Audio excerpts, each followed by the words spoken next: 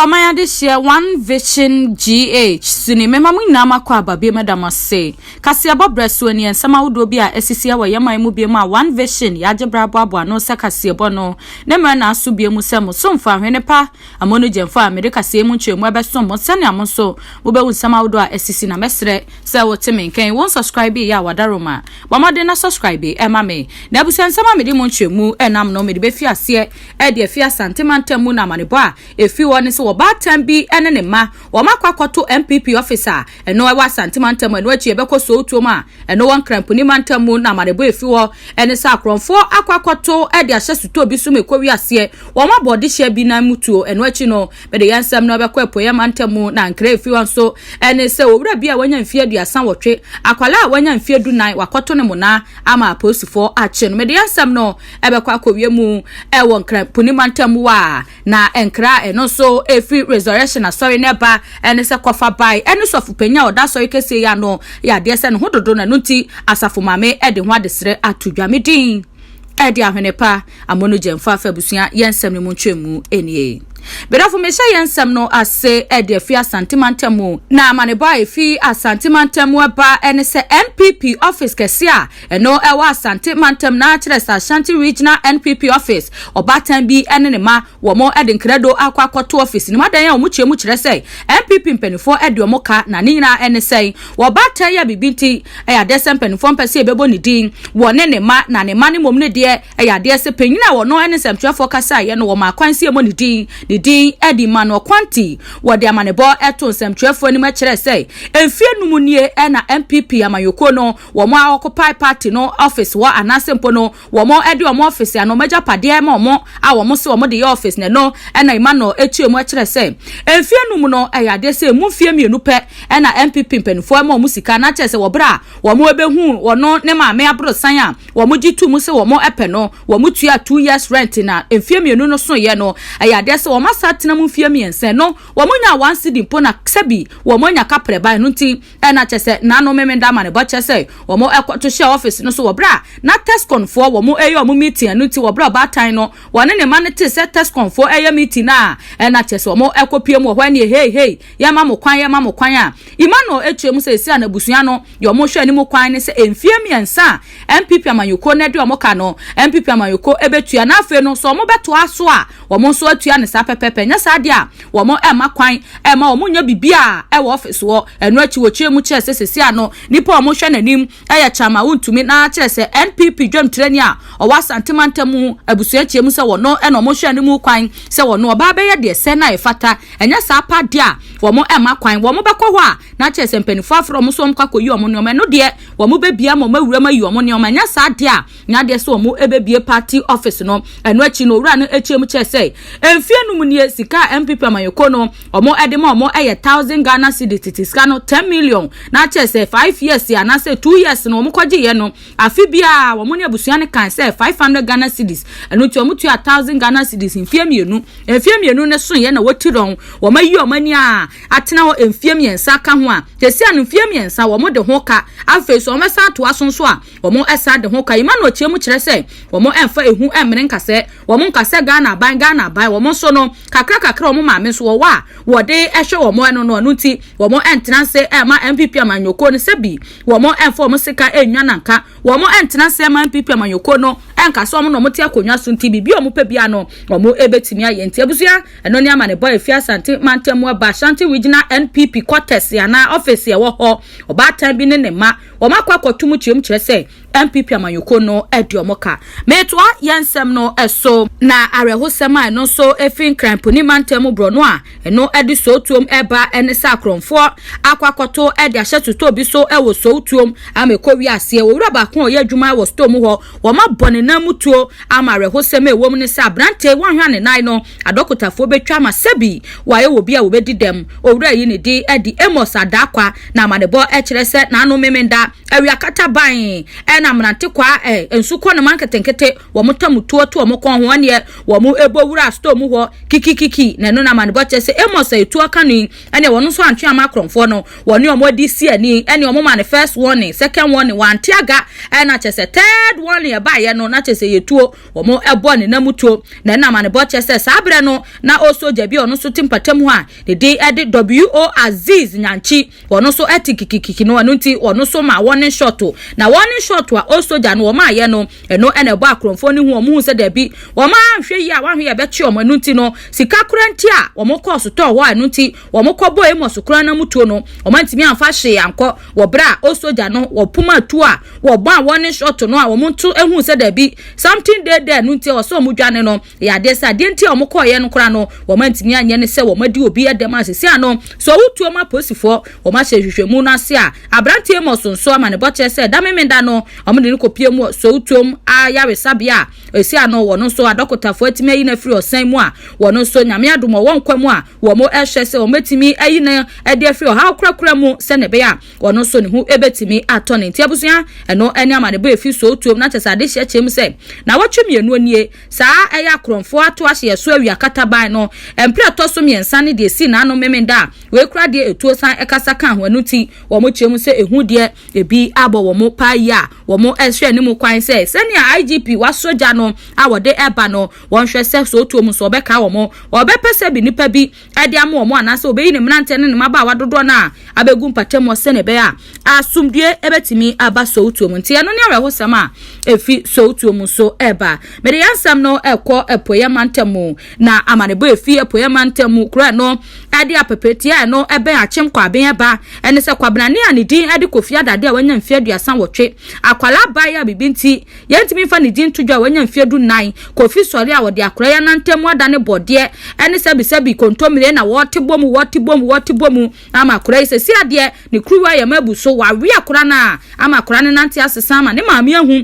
ama sesi ano achim kwa ben posifo wo mo achi kofia dade ama ne boche se na watwi mu a wo mo ede no bekwa kogina mu wasemdi bia se ne be ya koto ebe sha asenie no ase wabatan a kofia dade di ne bewu no ne din ede comfort entwiwa na wo bra ya ma ne boni ekopie mu a wone obatan yi etwetwe nkomo no wo chiemu ekire se wone akwala baye yi epapa jai na nkwala asem ene ewo ma wo kone papa ho ebu na fuam yenu na fuam yensa no wo maye na no ena sa efia akwala ni papa timu no aya wo kone ho no efie kuro no amu na kofia dade ete enu nti wo hu ni sa akwala na bade a na ne wo hu ni se baabi ewu ama no wo ne wo nya kura nko ne wo nya kura ba na chese akwala no kone papa ho a na chese ono so afache no ne akwala no eda na no ene ebisa se na obatan ede na dada free metinti wo hu ye na no wo chemu chese de nti a wo hu ye ne se ne ba no wo yobi a wo ye mu a wo ye nya no nti na bribia no wo ye se ona se ye se wo yobi a wo ye kikikiki a enka ebia so wo ye mu a na wo ye nya no a obehun se bibi eha no nenso ne ba no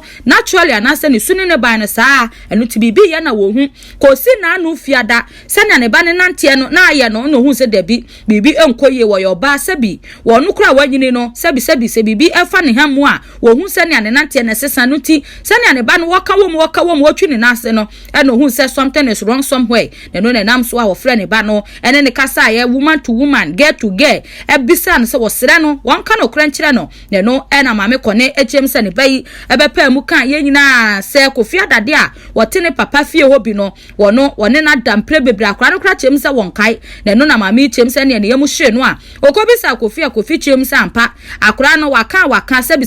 wadi obata chem se ade chen ye wode moto ebetwam woni fie ho ne wotiatem maya enko babia ne no obata chem se enko babia no eno kora ne pusu no anu nti wode asem no ekoda aposifo a omo ewo kwa abia sesi ano owo aposifo entem ohina owo kro no eso eye berima wo wusu achembo ahene ono so ne ye kasa ye chemu akire sa na montu a ante kone watu no nani age papa ye ne de adan ya na kirem se mo na ato ya de a ekoso ewo ne patemu papa na emomu no ya de se wono woka no ahimfie bokakura no a wo hwe ne mu kwansa kabata na de asem no bekakoma posifo se ne nkabe ya emra so besom no ubehu na asem no na aye o yenka ne fie na ya basa na sa afo no mafomu adi ade achi ade san kwabra ne to a na etu nkwala mo na nuti se ne obatan yi de wono wa ma ne de anhye ne tirim wa fa hu amne nkasa ode asem no kodan posifo no berema ebo ante kone abaso pa ochiemu ekire se na montu watui ya de se beboa pa ama wo mo eye sa de no ehu akomo ama matwom na chese na nagitu mu se rape dia na mo na to de ekoso ye papa na emom no wono no wo ye ohene no ya de se ne mra na ekura na ne tumi ekura no no enkonu baby a no tika wono ne ne dia na nka abatan so amagana mra enso ho kwa mo so ayo mo de na enso mo de yanka ne fie o we wo fa asomasiminim no enya hwe madam fo pa no magya asem no ade abechi no na nipa no a wakoye bia ya ntwe na so no asa kwakoye bia me no nti se ne obatan confrontantu wade wode aboso ene kukudro ede asem koma aposifo no osusu se de nsakraye ebeba ni mpatamu ewo monato ho me de yansem na bewie mu ewo enkran puni mantamu biem na amaneba free resurrection power new generation church eba ene se asafo maami a wono ena eda asori ya no na kire se owura yire boache wode adesre pa to ne sori manim se baabi a edu ne de wo hian paibo kase pa afri asori manyina ne ganafo nyina e de amani kunu Reverend Anthony Kwadwo boache penye no kofa baya oda resurrection power new generation church no ano na chesa asori e wo kaso kwamu ho ne asori kase pa ne wo mopon asori na nipa ne firimu ba enye dom ketwa na emre kakra ni na manbo beto odwa se Reverend Kwadwo boache wo yare ene wo bubu wontumi sori wontumi nya no ho hwe e ma ansem ne beto odwa no chesa amafo bi ebotuguye se ya omo a wo mo empesofu yiye e no mo bakeka kekasa wo no sebi wotumi amakwatafo ho eto wo mo wotumi sayale bia ye den obubutugu na ne obi kan ye wo na wo se wo maame ada na mo wawu a ye nyina te yete wo ye hwe ne no e na asafo maame chem se da bi baabi adru no wo so oba bonten na wo besere mmoa we enye se bisika mu mmoa eye mpa ibo mu mmoa se ansore magana fo nyina yanka eye ne ho yemfa mpa ibo enta ni kunachi se ne be ya ni kunu Reverend Anthony Kwadwo boache penyini kofa boda resurrection power new generation church na no ne ho ebetimi atono na ne maami ede ade se tudwanya no ne akuti ade na enya asem keto aka kumpanifo se agin kwakuo no ne enwe ya wo mo ebebie mu nyina no maami de me ma no hwan nom ene enwe no yenkotie of maami emra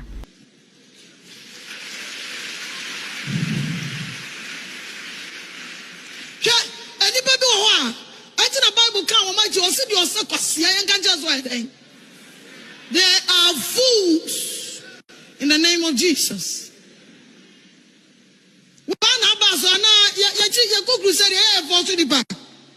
So imagine me. My members of my church, I can face them.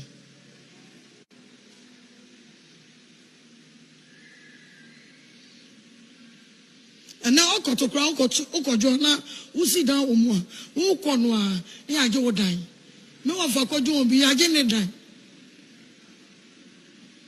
And what you drink run. Now we are back. Now what the fat Japadia, a Japadian in your day, you read it here. None of what catch and a quasi. What quantity, Father to one was a mentiasi. Dear Banukra, dear channel. When Yamikro was or the new chapter, either you like it or not, you cover your nose and be samale. On Yamikra or Bonnie Yasano, she said, the way you nipa. Since a corona by me, I'm not afraid of the sickness because the sickness known me are ordained by God, the Creator. Amen. And come we didn't go say some of you so yeah there is resurrection ya kumayo na ya me enemy fie na akomanim enemy first na me to be bo fie she me resurrection am masebio na do beye abeka wonsam asedan Kenya me so obeku mu nyina ya babo mpaye ama papa sofo so bati ehia empaye odi trumo kokuma san mbo hu kwa mbotwa me ba bia metena he me ba me ka kire papa wa obeka kire me fi ru ne ba oba one ne yire me tu fi o me ba me ka kire say papa me be ko nche me be ware me be ko me ko mo be ba me hwehwe mo ba bire o na me ka kire ebi no tia me ka kire me se bi ko mo so ma ya jai me ko ma says oh mo ba nanso o yare ni fit 37 ba wo yare mo ko gata ma se e ya me papa me ba na wo se wo mama me ma na msa ka fo mo because me catch you se be ka kra mo be hwehwe me am babre anuanom ye bedu ba bia ba hwe so but ye bebre o ye bebre because the same penifo and na hwe so but ti ba kakra no onyame esre no oni safo na chi no hu yambo what Kumasi say because say Kumasi for aggressive say Kumasi 30 branches now onyame adom ni nuanom so ho ni ofase for ni bebrebe na brebra na ajabo chiji kai sui Kumasi tantan anka fo mbebro because obia ni abre so mre Kumasi ambanza ho na ya headquarters Russian ti ho na free anuanom ya mpa ya papa na onyame so mu na bamu ambu na ne enui no ye enui me from the ha me from sayo enui ati nuaso adihye mesai so emama akwa ba bi enti asafo maame na eturo shots no we ose akuti anim ne wura ayen no na ewo mu no ne kunu yare no mo ebose no wo mo de na wakenkam ade am wo a ochemu chese ne kunu ampa wo yare na emom yare wo yare no krom ha obi yare obi ahwe ase ya amafo dodo na anigye eno ti no ye mo an pa ebom na ne kunu sori biem se na ebe ya wo mani age se ne kunu yare no wo mo anibewu ma na abusia wutie ensema wodo asafo maame ye de atu dwa de siremu ene de okeka ye kan ho a wo hu ne se sofo maame kasasa ma ye hu adwen kire hu ne se kurom ha emra so se sa de ne yejai se ye tese obi yade a na ye de na de ti social media kan bebrebe no enu nti no wono nanim de wate enu nti hu ne se sema a wode atu dwa no hu fom so bi e wo ho a na no so wa ma ye hu na je se maame no ochem se wasesa o se ye ne kane ne pa ankomo mo keka kekasa no koni omo de besie ni ko be fesu omo ni sesi ano waye sofu maame waye sofu panyire ndie wontimi ko fesu omo nti asode dem ena wose wo boy akuti anti confirmed na chese Reverend Anthony Kwajobo ache amane boche se opanyi kase no wo yade pa enye asem ketwa ensem na si medin edi ahwene pa amono jemfa medase se wonya daje tie me